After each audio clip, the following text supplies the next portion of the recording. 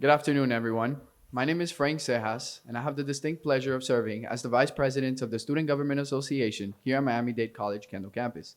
I'm also a second-year honor student majoring in international relations, and I have had the pleasure of meeting and working alongside many of our veterans outside of school. In my time working with veterans, I have heard some of the most heroic and spectacular stories of my life. I have met some of the most caring and dedicated people with the biggest hearts and incredible valor.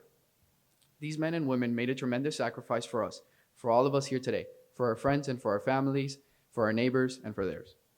These are people who continue to serve our community even now, never asking for anything in exchange and never asking for any special recognition. However, they are our heroes, and without their sacrifice and service, we would not be able to be here today. It is our duty to recognize and appreciate their service, as we are speaking here freely today in the land of the free because of the brave, because of them. It is our duty to celebrate and recognize the service of every man and woman who has sacrificed their all for us, and that is what Miami-Dade College is doing here today. It is what MDC values, and that the reason the college has established the Office of Veterans and Military Services, and why it houses programs like Veterans Upward Bound to aid veterans after their service in achieving their academic dreams. It is why we are here today, to recognize the courage, strength, fearlessness, discipline, dependability, endurance, and integrity of every man and woman who has served our great nation. It is why I'm here today to say thank you, and thank you for your service.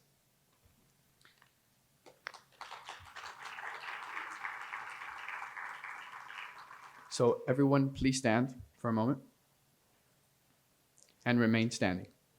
Color Guard presents colors.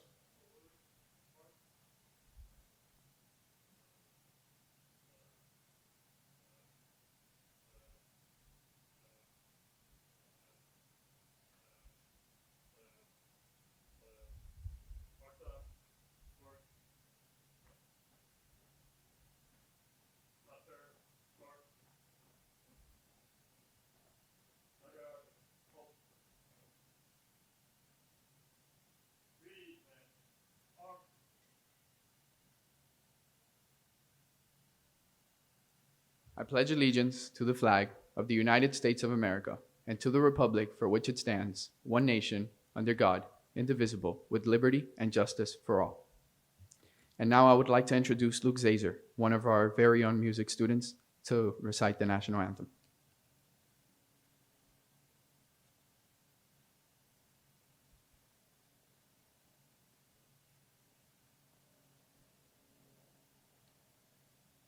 Oh, say, can you see by the dawn's early light what so proudly we hailed at the twilight's last gleaming, whose broad stripes and bright stars through the perilous fights o'er the ramparts we watched were so gallantly streamed, and the rocket's red glare, the bombs bursting in air, gave proof through the night that the flag was still there. Oh, say does that star-spangled banner yet wave o'er the land of the free and the home of the brave?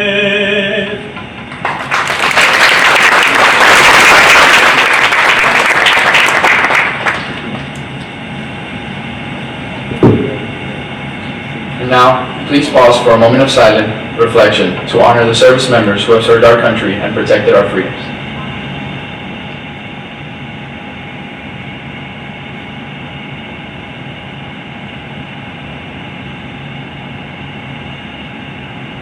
Thank you. You may be seated. Order, march.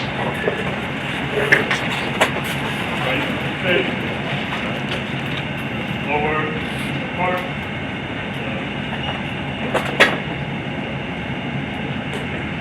Now I would like to introduce our campus president, Dr. Pascal Charlot. Dr. Pascal Charlot is an advocate for the democratic ideals of this country, who has over 2 decades of service. Charlotte became the president of Miami-Dade College Kendall campus in 2019. Before joining Kendall, she served as the Dean of the Honors College at Miami-Dade College, Assistant Dean of Student Affairs at New York University School of Law, and Assistant Dean and Director of the Minority Student Program at Rutgers Law School, Newark. She is regarded for her ability to increase student success through academic excellence, community building, innovative student-centered programming. She focuses primarily on students who may be underrepresented, first generation, students of colors, economically disadvantaged, and/or disabled. Dr. Charlotte attained her Bachelor's of Arts in Sociology and Economics with a certificate in Women's Studies from Duke University and her Juris Doctor from the University of Michigan School of Law. Please welcome Dr. Pascal Charlotte.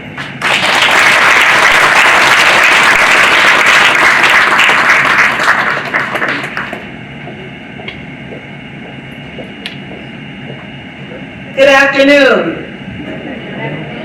Good afternoon. You know, it is such a pleasure to have a ceremony like this today here at an educational institution. And I just want to take a moment to talk about love. You know, in higher education, there is a love of learning. We have faculty who spend a significant amount of time cultivating their interests because they have a passion for what they're working on. We have student services who provide the supports because they want students to succeed. And the commitment is to create an environment where young people can find their sense of place, and people in transition in their lives can come back and earn a credential to change the trajectory of their future and their families. And there's an element, our social currency, it's love. And the nexus today with the ceremony we're seeing is that we're honoring love of country, which in many ways is the highest form of love. There's a selflessness here. We have people who are making sacrifices for strangers. And in many instances, it's to serve an ideal, but it's an ideal they're willing to die for. And so not any ordinary human being would make this choice. It takes the transformative power of love in order to fuel one's courage, bravery, and commitment to stay the course. And we're very fortunate to have amongst us those who have made that choice. So if you are currently in service, or you've been a veteran, or you're the mom or dad or brother or sister of someone who is in service, because you're sacrificing as well, could you please stand to be acknowledged, because we are indebted to you for all that you do. Please stand.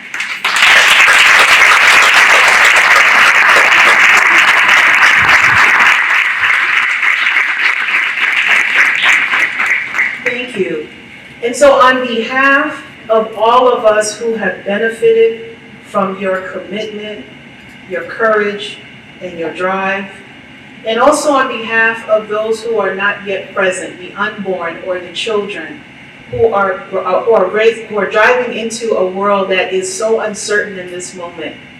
You know, there's so many things that are unclear, and it only takes us being true to what is real, and that is our commitment to ensuring that our country remains a place where the American dream is still possible.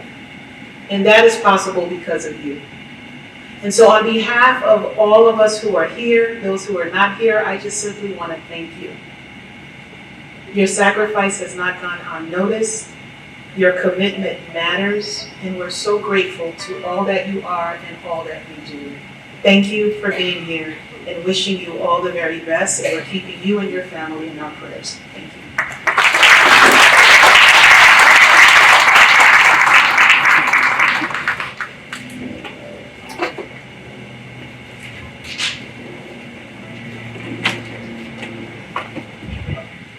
All right.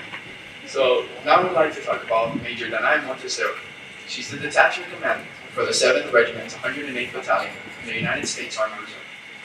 During Major Monteseoca's 27 years of service, she has been awarded 4 Army Commendation Awards, 2 Joint Service Achievement Medals, an Army Achievement Medal, 8 Army Reserve Component Achievement Medals, a National Defense Service Medal with Bronze Star, and many more global war and terrorism medals. Major Monteseoca started her journey like us as a student at Miami-Dade College. In fact, she worked as a student assistant with the testing department. Major Monteseoca then enlisted as a private first class with the Associates in Art degree that she earned here at Miami-Dade College. She later earned her Master's in Arts degree from Florida International University and is currently pursuing her Juris Doctoral degree. Major Monteseoca rose through the ranks, becoming a commissioned officer while simultaneously serving as an adjunct professor in sociology and a business analyst for the college. Major Montes is a stellar example of what it takes to be dedicated to school, community, and our country. We are delighted that she has recently accepted the position of Director of Veterans and Military Services here at the Kendall campus. Please join me in welcoming Major Montes for the Kendall campus.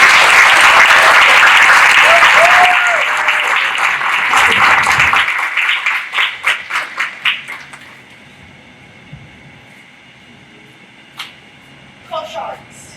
Good afternoon, everyone.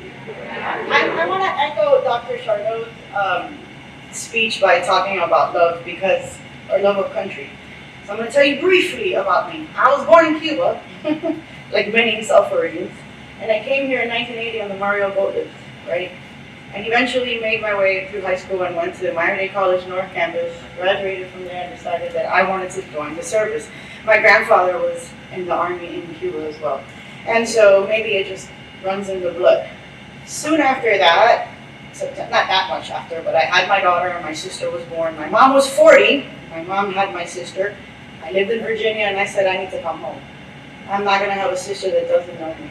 So I came back home. Then September 11th happened, right? When we talk about love of country, I was sent to Guantanamo Bay, Cuba. So it was really interesting to be on the other side of the fence.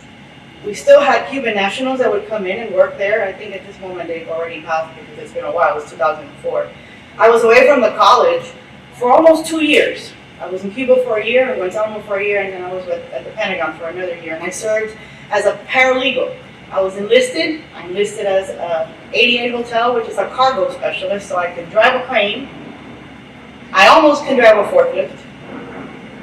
Almost. And then I became a 27 Delta, which is a paralegal, and I served as the board recorder for ORDEC, which is the Office of the Administrative Review for the Detention of Enemy Combatants. So the movies that you see in Gitmo, I was there. It's incredible how much they look just like regular people when they're considered detainees. For me, that was a shocking moment. You'll see up there a picture of me, and I have two little girls. One is my daughter, and the other one's my sister, and then my mom. And that's when they came to visit me in Gitmo, because you could have visitors in Gitmo. And it was pretty shocking.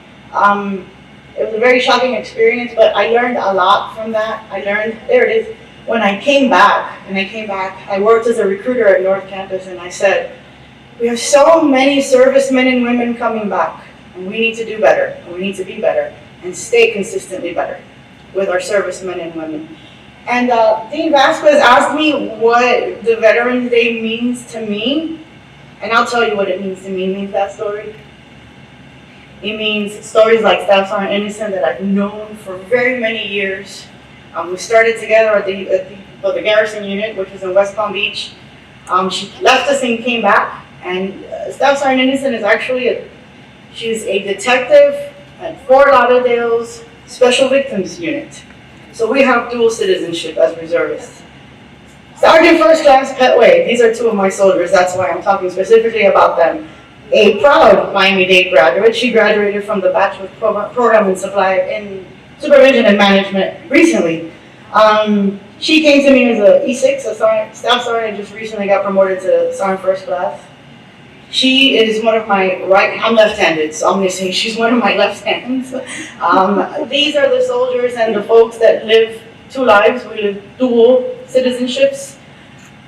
I call her a lot. She always answers, and when she doesn't, I worry. Something's wrong, right? But these are the stories that mean something to me. It's the stories of Sergeant First Class Cuffy, who spent 25 years in the Army. Who up? It's stories like Lance Corporal Jeremy Lorenzi Ruiz, who is a student here. Both of them are students here. Okay? It's stories like Burseth. Where's Burke? He was here somewhere. There you are. There you are. Also Army, right? The right way to go. That's what it means to me. It's having that community and building that community, right? It's Albert. Happy birthday. Happy birthday, Marines, right? Albert, who works here, I've known Albert since high school, so it's been a minute. We work together at North. And it's those relationships that keeps me here at the college, and it keeps me wearing this uniform. I was talking, I think it was Seth or somebody in the office a little while ago, who was like, retire. I'm like, no, never. I love what I do. I love what I do. We talked about Mr. Soto and I. We used to do a lot of other stuff with the reserves, with the military community a long, long time ago. We ran into each other again. Look at that. But it's not just that. It's the Zennies, and where's Jackie from our office? I'm not sure where she's at. And the Takeshas from the Office of Veteran Military Services. They're the ones that are certifying officials. Those are the stories. That's what Veterans Day is about. It's not about barbecues, although if you want to barbecue, I won't judge, right? That's what it's about. It's about the coming together and looking at the audience and seeing friends and colleagues and soldiers and Marine and Air Force. And I know, Ted, you're Air Force, right? Where'd Ted go? Navy?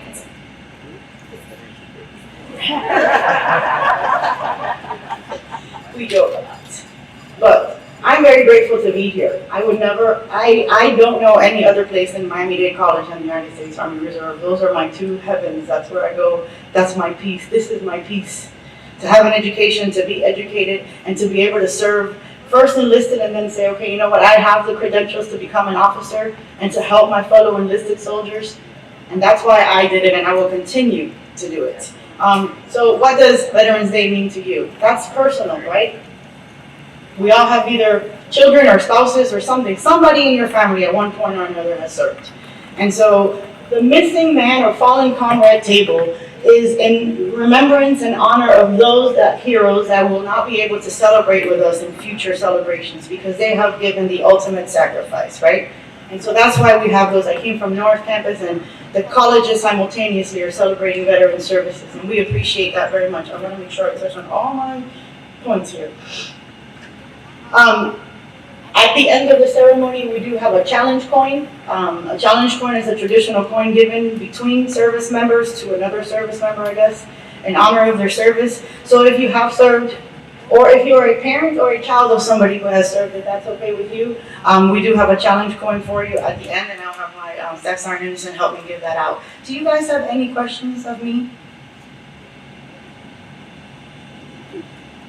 So the Permanent Veteran and Military Services is inside the computer courtyard.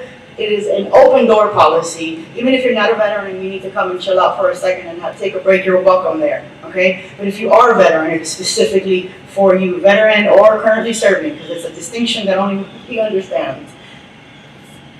With that, I would like to close today's ceremony. Sergeant Innocent, can you help me with the challenge coins? So, if you've served, if you're a family member, currently serving,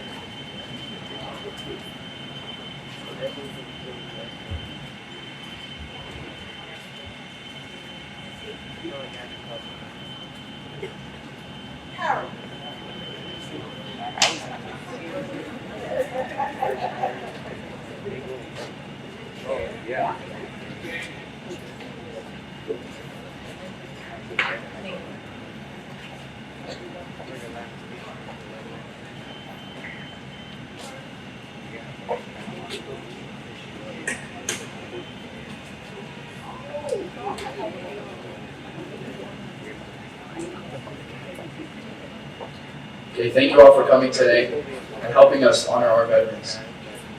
Please take the time to visit our resource tables around the courtyard and visit our Veterans Memorial site by the breezeway in Building 2. Thank you all for coming. Have a great day.